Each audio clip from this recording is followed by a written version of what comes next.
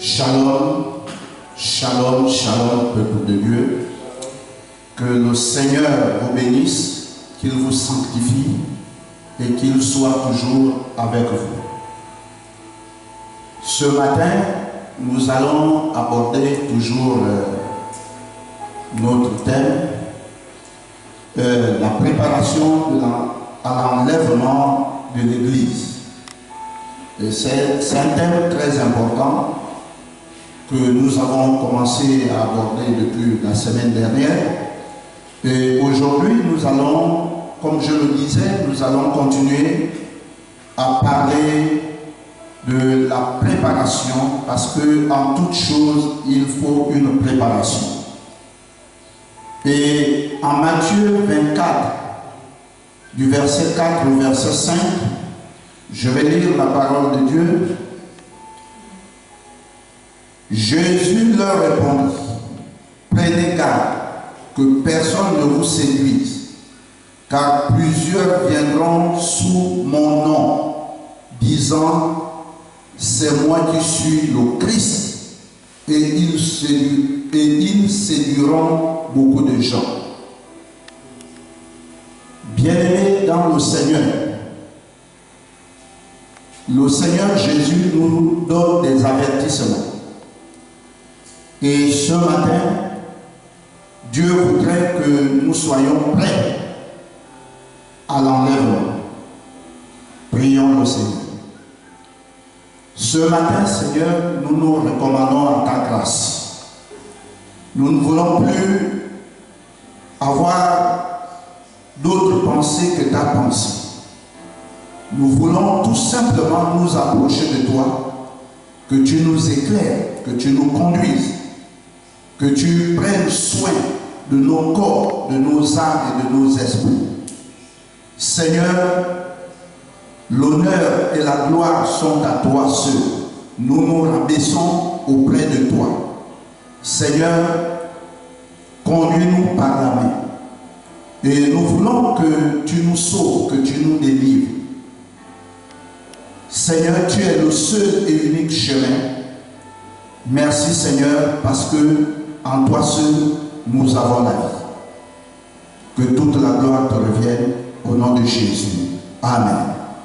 Donc, comme je disais tantôt que la semaine dernière, nous avons compris qu'avant d'entreprendre une action quelconque, il faudrait une préparation. Pendant que le peuple de Dieu se prépare à rencontrer le Seigneur Jésus dans les airs, l'ennemi apporte sa distraction pour empêcher les enfants de Dieu d'être sauvés. Et le Seigneur nous met en garde dans les versets que nous venons de lire, là où il dit: prenez garde que personne ne vous séduise. Oui, parce que il dit: beaucoup viendront en son nom, en disant: c'est moi le Christ, c'est moi qui sais faire ceci, c'est moi, c'est par moi, et c'est par moi que le signal se fera. Beaucoup diront des sottises, et ce n'est pas des sottises qu'on apercevra comme sottises, mais c'est des paroles qui toucheront les cœurs des uns et des autres. Des paroles qu'on prendra pour vraies. Donc, bien-aimés dans le Seigneur, il continue à nous avertir, à nous mettre en garde. Nous pouvons lire encore, c'est-à-dire le Seigneur qui nous met en garde, dans les versets 10 et 11 et le verset 24, il est dit: alors aussi plusieurs succomberont et ils se trahiront, se haïront les uns les autres. Plusieurs faux prophètes se lèveront et ils séduiront beaucoup de gens. Au verset 24, il est dit: car il se lèvera de faux Christ et de faux prophètes, ils feront de grands prodiges et des miracles au point de séduire, s'il était possible, même les élus. Vous voyez que c'est des paroles vraies. Le Seigneur connaissant notre avenir, lui qui est le commencement et la fin. Donc nous sommes au milieu. Il connaît de quoi sera fait notre lendemain. Et ce que nous vivons actuellement n'est pas étranger au Seigneur. Il sait.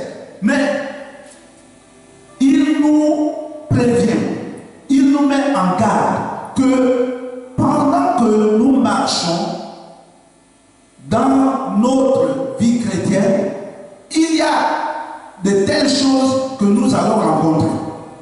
Et c'est pour cela, bien aimés, nous voyons qu'aujourd'hui, il y a beaucoup de séducteurs, il y a beaucoup de faux prophètes, il y a beaucoup de gens qui se disent qu'ils sont envoyés de Christ, que c'est les messagers de Christ. Il y a des gens qui se déclarent même être Christ en ce moment.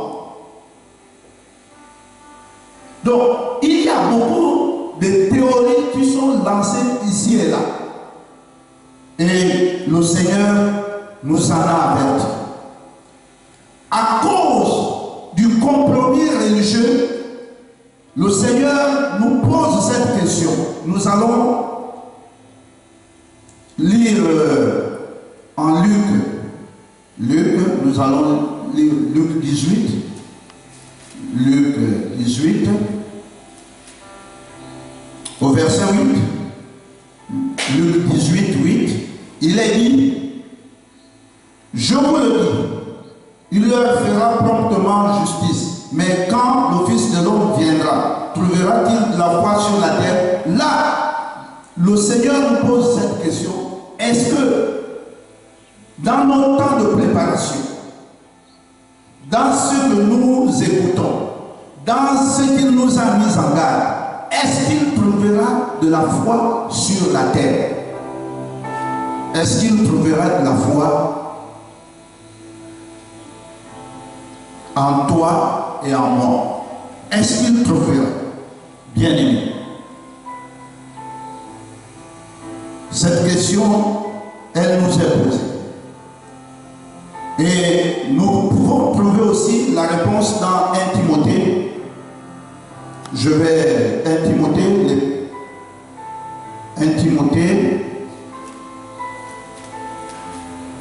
Timothée 4, du verset 1 Timothée 4, du verset 1 au verset 5. 1 Timothée 4. Mais l'Esprit dit expressément que dans les derniers temps, quelques-uns abandonneront la foi pour s'attacher à des esprits séducteurs. Oui, ça c'est ce que nous vivons. Nous voyons qu'il y a plusieurs personnes. Quand ils n'ont pas trouvé gain de cause, ou lorsqu'ils sont troublés même dans l'église, je voudrais ouvrir une parenthèse, bien aimée, que l'église n'est pas un lieu vraiment que les gens peuvent dire que c'est un lieu très bien. C'est un lieu très bien dans le sens où le Seigneur est. Mais c'est un lieu où tout le monde, c'est-à-dire c'est comme l'hôpital. À l'hôpital, on trouve plusieurs mots. Dans l'église, on en trouve aussi. Plusieurs mots sont dans l'église. Vous trouvez les voleurs, vous trouvez les menteurs, vous trouvez les sorciers, vous trouvez les adultères, tout le monde se retrouve là. Mais pour chercher la voie de la guérison, de la délivrance. C'est comme à l'hôpital, on cherche la voie de la guérison. Il y a plusieurs mots à l'hôpital, mais chacun cherche sa guérison. Alléluia. Et bien aimé dans le Seigneur, il est dit que quelques-uns abandonneront la foi pour s'attacher à des esprits séducteurs. Oui, il y a des esprits séducteurs. Il y a des esprits séducteurs. Et il y a des doctrines des démons. C'est ce que la parole de Dieu nous dit. Donc, le diable, pour que tu n'aies plus la foi en Christ, il vient te séduire dans l'église. Il ne vient pas t'attaquer directement. Ils vont t'envoyer des esprits, des gens pour te séduire. Et c'est pour cela que vous allez voir que dans l'église, tout le monde ne vient pas adorer Dieu de manière vraie et sincère. Pendant que tu te prépares, l'ennemi te met des embûches pour te décourager. Pendant que tu dis, ah, je ne sais pas à quel moment le Seigneur viendra, l'ennemi t'envoie des embûches. Et c'est pour cela que le Seigneur, la parole de Dieu dit ce matin que beaucoup, quelques-uns abandonneront la foi pour s'attacher à des esprits séducteurs, à des doctrines de démons, par l'hypocrisie des faux docteurs portant la marque de la flétrissure dans leur propre conscience. Oui, beaucoup, par des messages de la parole de Dieu bien-aimé, ils vont détourner les âmes. Et nous en avons vu déjà. Et nous vivons cela, bien-aimés. Ce n'est pas étranger. Nous voyons qu'il y a beaucoup qui proclament la parole de Dieu pour détourner l'attention des âmes envers le Seigneur. Il y a beaucoup qui proclament en ce moment dans des églises où beaucoup, certains qui viennent même dans des maisons, ils rentrent, ils promettent des choses irréalisables, mais qui vous mettent en confiance parce que ils vous séduisent dans leurs propos. Alléluia. Bien-aimés dans le Seigneur, et il est dit que prescrivant de ne pas se marier et de s'abstenir d'aliments que Dieu a créés, pour qu'ils soient pris avec action de grâce par ceux qui sont fidèles et qui ont connu la vérité. Car tout ce que Dieu a créé est bon et rien ne doit être rejeté pourvu qu'on le prenne avec action de grâce. Parce que tout est sanctifié par la parole de Dieu et par la prière. Donc, bien aimés, nous devons nous préparer à ne pas regarder les interdits des hommes par-ci, par-là. Nous devons nous focaliser sur la parole de Dieu, ce que Dieu dit et ce que Dieu dit que nous puissions faire. C'est là, bien aimé, que nous pouvons marcher avec le Seigneur. Et d'autres peuvent, vous pouvez lire dans 2 Timothée 3, du verset 1 au verset 6, du même chapitre au verset 13, et le chapitre 4, du verset 3 au verset 4, vous avez toute la panoplie des réponses à la question si, quand le Seigneur reviendra, trouvera-t-il de la foi. 2 Pierre 2, du verset 1 au verset 3. Et 2 Pierre 3, du verset 3 au verset 4. Donc, il y aura diminution de l'amour et de l'affection dans la famille. Nous voyons en Matthieu 10, 21 que, ou en Matthieu 24, 12, beaucoup se trahiront. Hein? Le fils tuera le père. Le fils tuera le père. Et la fille tuera la mère. Ainsi de suite, vice versa. Vous voyez, il y aura beaucoup, et c'est ce que nous vivons à l'heure actuelle. Nous voyons qu'il y a des fils qui tuent les mères ou qui vont avec les mères au lit. Vous voyez, il y a de l'impunicité il y a de l'inceste, il y a beaucoup de choses qui se passent maintenant à notre siècle.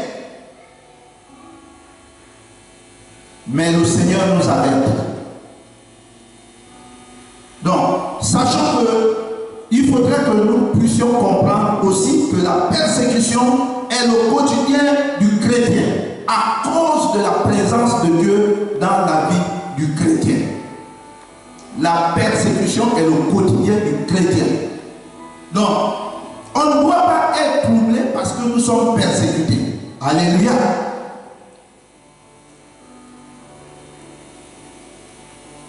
Matthieu 10, il y a beaucoup de versets bien aimés. Matthieu 10, 22, 23 nous enseigne et nous pouvons lire dans Jean 15, 19 à 20.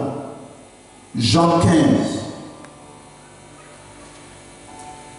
Jean 15, je vais lire la parole de Dieu dans Jean 15. Jean 15, verset 19 à 20, il est dit, si vous étiez du monde, le monde aimerait ce qui est à lui. Donc, vous voyez que le monde aime ce qui est à lui. Mais le Seigneur dit, si vous étiez du monde, vous voyez qu'il y a une condition, si vous étiez du monde, ça veut dire que le chrétien n'est pas du monde. Il n'est plus du monde, plus du tout. Il est dans le monde, mais il n'est plus du monde. Le monde a sa vision. Le monde a sa manière de réfléchir. Le monde a sa manière d'entreprendre des actions. Le monde a sa manière de fonctionner. Nous ne sommes plus du monde. Il dit si vous étiez du monde, le monde aimerait ce qui est à lui. Donc, le monde aime ce qui est à lui. Et toi, parmi le monde, bien-aimé, tu es un être gênant. Tu es un être gênant. Parce que le monde est dans les ténèbres. C'est pour cela le Seigneur pouvait dire que vous êtes la lumière du monde.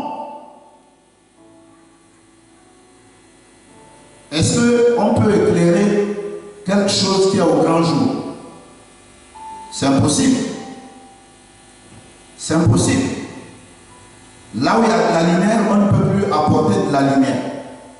On ne peut apporter de la lumière que là où il y a les ténèbres, pour que les ténèbres puissent s'enfuir. Donc, nous sommes la lumière du monde. Et c'est pour cela, bien aimé, le Seigneur disait que le monde aime ce qui est à lui, ce qui est dans les ténèbres. Le monde ne peut que aimer celui qui fait comme lui. Mais nous ne devons plus être comme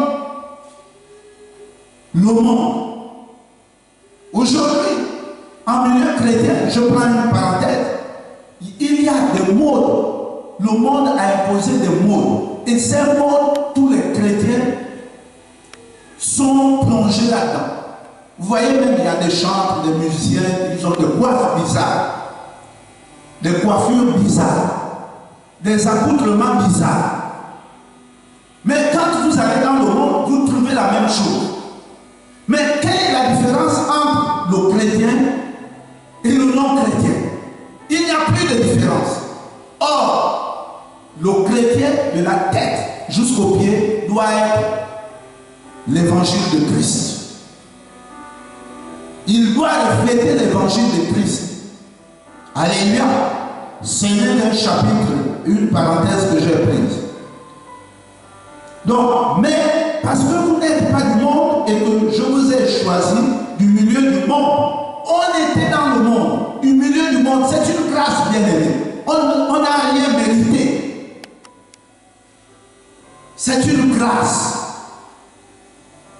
Si aujourd'hui tu pries dans une église, c'est une grâce.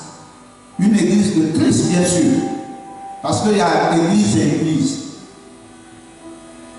Il faut lever la parenthèse. Il y a il y a tellement d'églises, mais je parle de l'église de Christ. Un chrétien affranchi, un chrétien né de nouveau. Et il y a des églises de Christ où le Saint-Esprit est en mouvement. Alléluia.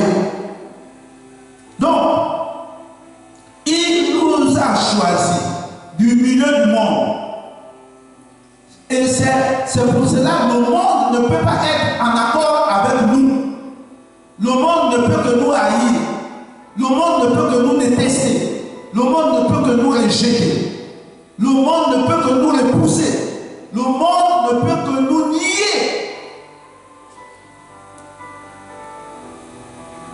Mais si toi, chrétien, dis par le Seigneur que tu es la lumière du monde et que tu vas dans le monde, tu comment dirais-je, tu t'introduis dans le monde et que le monde t'accepte, c'est qu'il y a un problème.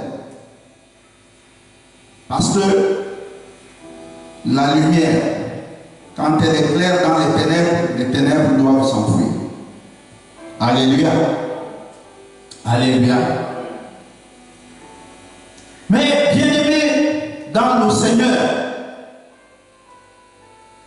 je voudrais ici vous dire que nous devons nous préparer. Nous devons nous préparer à l'exode. Nous devons nous préparer à l'exode, bien-aimés. Comme le Seigneur l'a fait à Moïse et à Aaron. Nous devons nous préparer à l'exode. C'est important. L'avènement du Seigneur pour nous, c'est un exode. L'avènement du Seigneur. Nous devons nous préparer. Si on n'est pas prêt, on n'ira pas. Alléluia. Si on n'est pas prêt, on n'ira pas. Oh, bien-aimés, aujourd'hui, vous voyez, quand tu n'es pas prêt, prenons l'exemple. Vous voyez, on dit souvent qu'il y a des élèves intelligents, d'autres moins intelligents, d'autres pas intelligents. Mais il n'y a aucun élève intelligent qui puisse dire que du fait que je sois intelligent, je ne peux plus composer des examens. Je ne peux plus me préparer pour composer des examens. En toute chose, il y a la préparation. Que tu sois intelligent, moins intelligent, que tu ne sois pas intelligent, tout le monde prépare, se met à préparer l'examen. Alléluia. Il n'y a pas de favoritisme. Et vous allez voir que même l'élève qui est dit intelligent, le moins intelligent est toujours, et même celui qu'on dit qu'il n'est pas intelligent, il passe. Quand il a travaillé, il s'est bien préparé, il passe. Et quand il passe, on ne dit pas qu'il est, on peut dire, continuer à dire qu'il est moins intelligent, mais ils font toujours le même parcours. Ils font le même parcours. Et c'est dû à quoi? À la préparation. Quand la préparation est bonne et sérieuse, bien aimé, tu vas réussir. Alléluia. Tout vient de la préparation. Et c'est pour cela que le Seigneur, en ces temps, il nous prépare. Il a confiné le peuple en Israël pour préparer ce même peuple à aller, à quitter l'Égypte.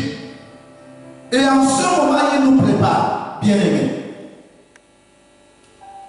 Il nous prépare. Mais il y a des chrétiens qui disent, ah, le Saint-Esprit, de toutes les façons, nous avons le Saint-Esprit. Lorsque la trompette s'apprêtera à sonner, le Saint-Esprit va nous avertir. Faux. Ça, c'est des faux messages. Il faut être prêt. Et pour être prêt, le Saint-Esprit nous avertit tous les jours. Tous les jours, à chaque instant, il nous rappelle, mets ta vie en ordre. Tu ne sais ni l'heure, ni le jour, à quel moment le Seigneur peut arriver. Il peut arriver en ce moment-là que je prêche. Il peut arriver après quelques heures. Il peut arriver demain. Il pourra arriver demain. Il pourra arriver dans une semaine, dans un mois. Mais c'est Dieu lui-même. Il est Dieu. Alléluia. C'est lui qui connaît quand est-ce qu'il pourra arriver. À quel moment. Mais soyons prêts, bien-aimés. Soyons prêts. Soyons prêts. Parce qu'il ne faudrait pas que nous soyons comme d'autres chrétiens qui disent oh voilà, le Saint-Esprit va nous avertir. Non, il n'est pas là pour. Il t'avertit déjà tous les jours d'être prêt. Il n'y a pas un autre avertissement qui dira qu'il va te faire un signal. Il n'y aura pas. Les signaux sont déjà là. Par sa parole, par tout ce que nous voyons autour, tout est déjà là. Alléluia. Donc, bien-aimés, Matthieu 24, 45. Nous allons lire.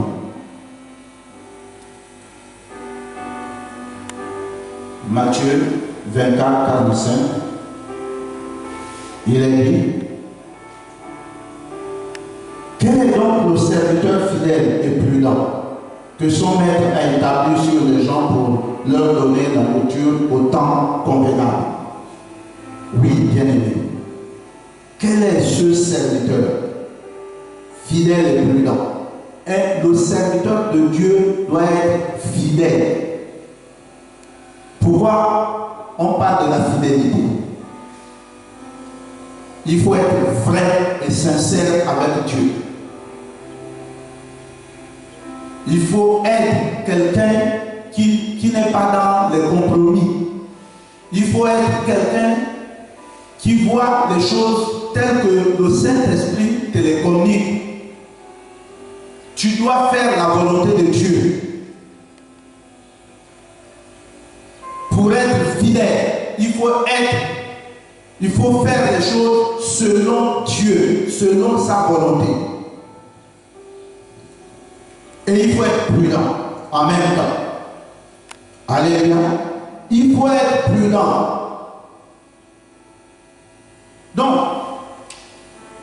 le Seigneur dit que son maître a établi sur ces gens pour leur donner la nourriture au temps convenable. Il donne de la nourriture à chaque fidèle au temps convenable. Il y a un temps convenable, bien aimé. Et comprenons que c'est une nourriture qui nous prépare au temps présent. Ça, la parole de Dieu est notre nourriture. Alléluia. La parole de Dieu, elle est là.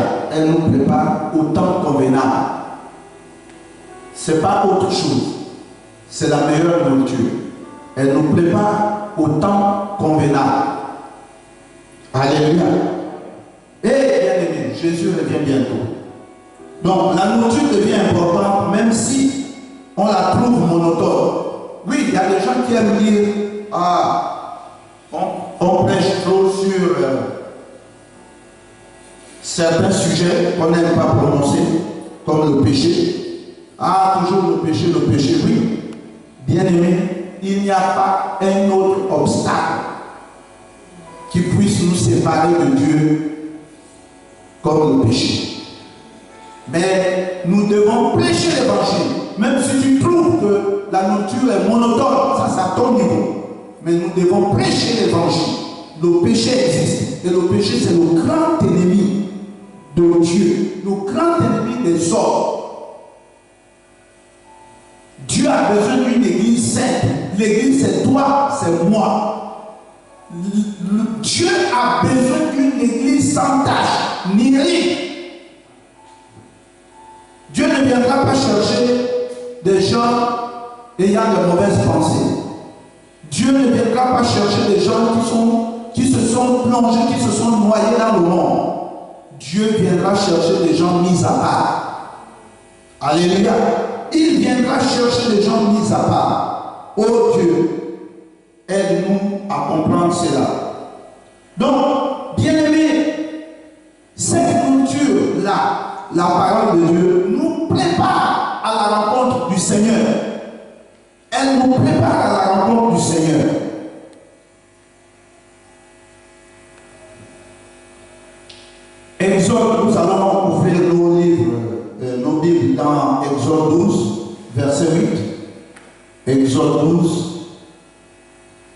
Exode 12, verset 8.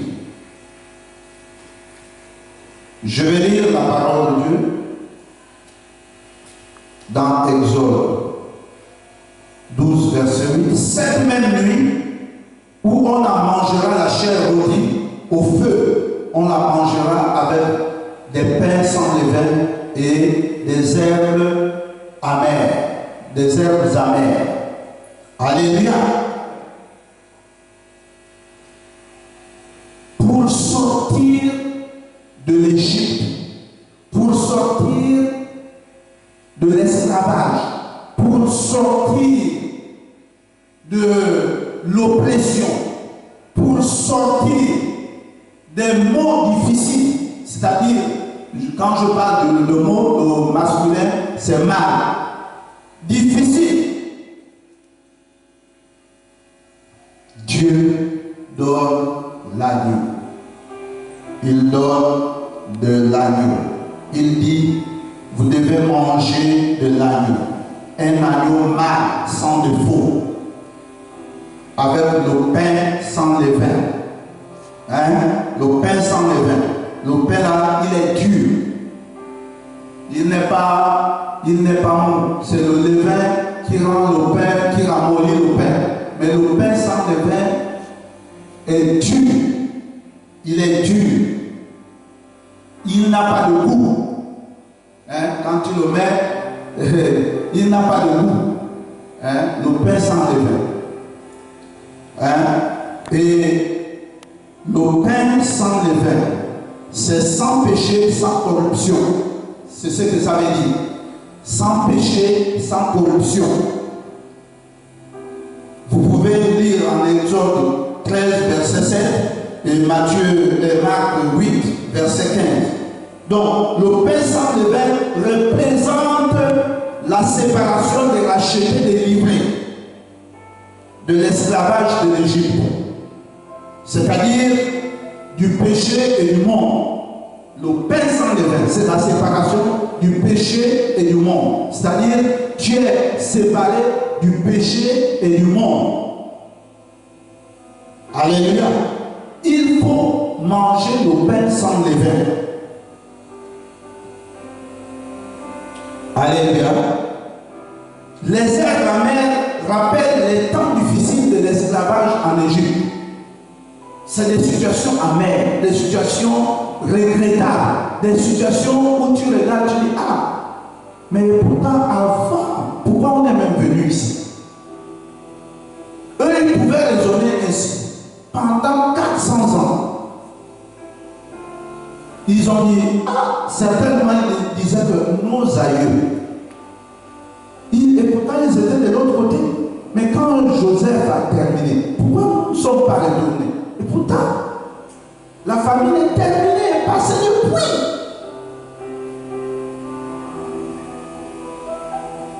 Est-ce que vous écoutez? Alléluia. Il y en a certains qui raisonnaient ainsi, mais tout devenait amer. Ils ne pouvaient pas s'enfuir. Où s'enfuir?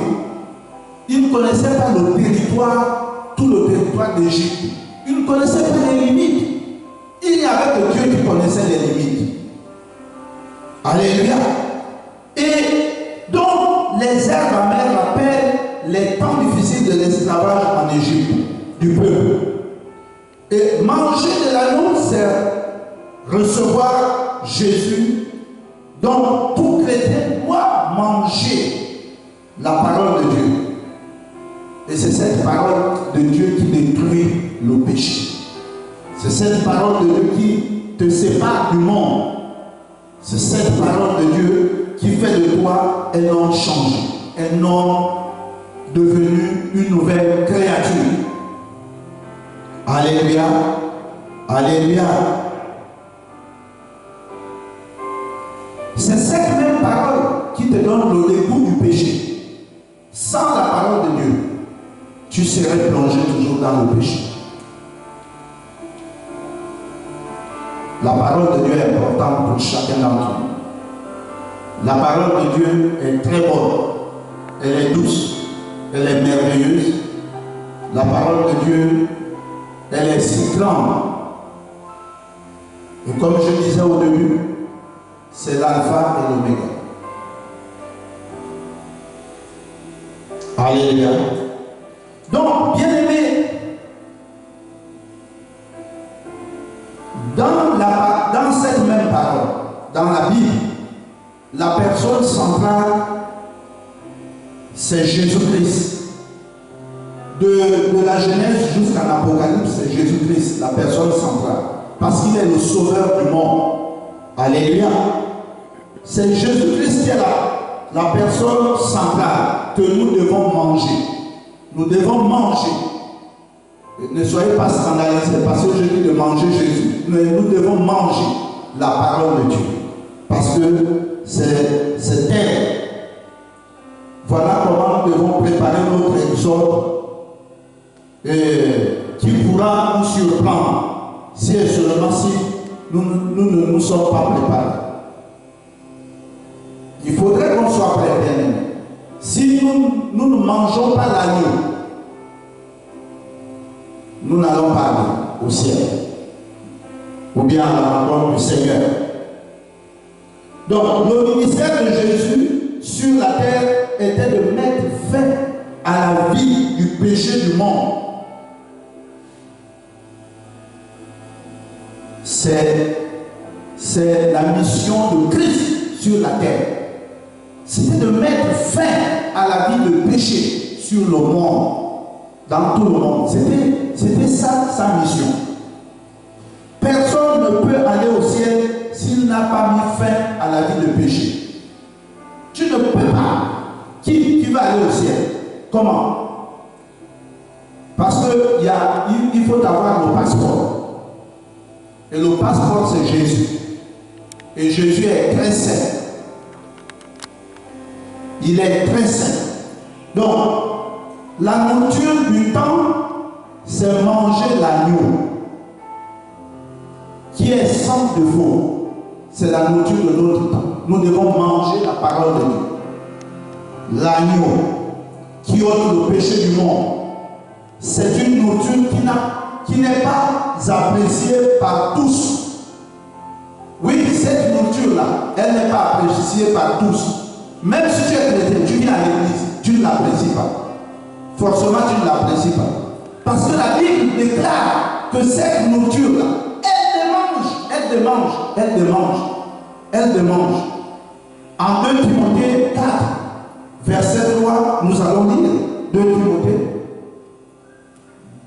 Timothée 4. 2 Timothée 4, du verset 3 au verset 4. Il est dit, car il viendra un temps où les hommes ne supporteront pas la sainte doctrine. Oui, les gens ne supportent plus la parole de Dieu. Là où Jésus-Christ est prêché en esprit en vérité, vous n'allez pas trouver beaucoup de monde. Mais allez-y, là où on proclame les miracles, on proclame les bienfaits, là où le cœur est réjoui, vous allez trouver plein de monde. Mais attendez votre miracle. Attendez tout ce que vous pouvez attendre, même le mariage, même tout ce que vous pouvez attendre. Mais quand la trompette sonnera, tu n'écouteras pas. Et tu resteras. Et tu continueras à attendre ce qui t'a été promis par quelqu'un. Ce n'est pas le Seigneur. Le Seigneur te dit, mange ma parole. Mange mon agneau. La parole de Dieu. Et je continue la lecture. Il est dit, mais ayant la démangeaison d'entendre des choses agréables, ils se donneront une foule de docteurs selon leur propre désir. Vous voyez? Donc, ils vont chercher à se satisfaire, détourneront l'oreille de la vérité et se tourneront vers les femmes. Beaucoup, comme je venais de le dire, ils quittent nos églises. Ah, ici on ne voit rien. Ah, ici il y a ceci, mais allez-y. L'essentiel, par la grâce de Dieu, si on pourra se retrouver au ciel. Allez-y. La parole de Dieu n'est pas une parole où on vient caresser quelqu'un. Et vous avez compris que c'est le pain sans levain. C'est un pain dur. Il est épais. Il est, comment on appelle ça? Il est tellement dur que vraiment, il n'y a pas de goût. Quand tu le mets comme ça, tu le manges, bon, mais deux fois tu dis non, je ne peux pas. Parce qu'il est dur. Et la parole de Dieu est dure. La parole de Dieu n'est pas morte. La parole de Dieu est dure. Parce que ici, c'est un esprit de force et de sagesse. Alléluia. Là, c'est un esprit de force et de sagesse. Et la force, ce n'est pas le mou. On n'est pas mou. La force, on doit être dur. Et la parole de Dieu est dure. Alléluia. Donc, le message de Dieu est sec. Il n'a pas de goût. Il n'a pas de goût pour certaines personnes qui l'apprécient. Il n'a pas de goût pour certaines personnes. Donc, c'est une nourriture solide qui est pour des hommes faits qui arrivent. C'est une nourriture qui est réservée à une certaine catégorie. Je disais, il y a des mises à part. Si tu es mise à part, bien aimé, c'est une grâce. Et la parole de Dieu est pour toi.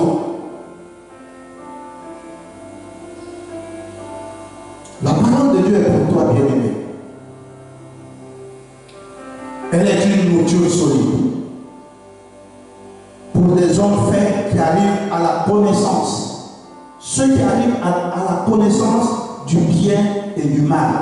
Ceux-là qui savent distinguer. Là, ça c'est mauvais pour moi. Ma relation avec Dieu, attention. Parce que, bien aimé, le chrétien, la parole de Dieu a mis en nous des garde-fous. Il y a des garde-fous. Donc, il y a des lieux où tu regardes, tu dis non, là je ne peux pas franchir. Ce sera mauvais. Ma relation avec le Seigneur. Même par la pensée, même par la parole, même par les actes. Tu dis attention. Alléluia. Alléluia. C'est une nourriture solide, bien aimée. Hein? Et nous voyons que quand Jésus parlait aux disciples, les disciples étaient nombreux. Alléluia. Ils étaient nombreux. Et la Bible nous apprend que certains disciples l'ont quitté parce que la parole était dure. On le voit en Jean 6, versets 66 et 67. Et quand ces gens partaient, il a demandé aux 12, et vous, pourquoi vous restez là? Alléluia. Il dit, pourquoi vous restez là? Vous ne pouvez pas les suivre aussi. La parole de Dieu ne doit pas caresser quelqu'un. Elle ne doit pas me caresser, elle ne doit pas vous caresser. La parole de Dieu doit être dure. Amen. Retenons que pour aller à la rencontre du Seigneur, nous devons nous préparer en mangeant chaque jour la parole de Dieu qui est l'agneau de Dieu sans défaut. C'est important, bien aimé. C'est une nourriture qui nous ouvre le chemin de la vie éternelle. Ça, il n'y a pas quelqu'un d'autre. Il n'y a pas un pasteur, un prophète, un bishop, un trichop, un évêque ou un quoi, comment vous les appelez, hein? Ou bien un pape qui puisse nous amener au ciel. Le seul chemin qui nous amène au ciel, c'est la parole de Dieu. C'est la parole de Dieu. Si tu n'as pas Jésus, si tu ne sers pas Jésus en esprit, en vérité, c'est le moment de qualification. C'est le moment que Dieu éprouve. Si nous sommes à lui, si nous ne sommes pas à lui. Il y a des gens qui ont dit, on ne parle plus au Dieu, tout est arrêté. Dieu éprouve dans ta position. Si tu es vrai ou faux, c'est le moment. Parce qu'en Égypte, il y a eu le confinement que je venais de dire. Dieu a dit manger l'agneau avec des pains sans levain et des herbes amères. Je venais de définir qui est l'agneau, la parole de Dieu, qui est le pain sans levain. Vous avez compris que c'est la séparation d'avec le péché et la corruption. Vous avez vu que j'ai défini les herbes amères qui sont le mauvais souvenir qu'on avait de l'autre côté du monde, de l'Égypte. Les mauvais souvenirs. Nous devons dire, ah, nous avons péché là. Mais attention, quand nous étions là-bas, c'était mauvais. Nous ne pouvons plus retourner. Mais il y a des gens qui viennent au Seigneur et qui retournent. Mais les herbes amères vous attendent. Quand vous allez vous retourner dans le monde, les herbes amères vous attendent. Alléluia. Donc, bien aimé, c'est une nourriture qui nous ouvre le chemin de la vie éternelle. Avant de traverser la mer Rouge, mange d'abord l'agneau de Dieu. Il y a une préparation. Tu manges d'abord l'agneau de Dieu. Car tu ne sais à quel moment il pourra apparaître. Le Seigneur ne viendra pas sur la terre. Il viendra dans les nues, c'est-à-dire les nuages. Le Seigneur ne viendra pas sur la terre.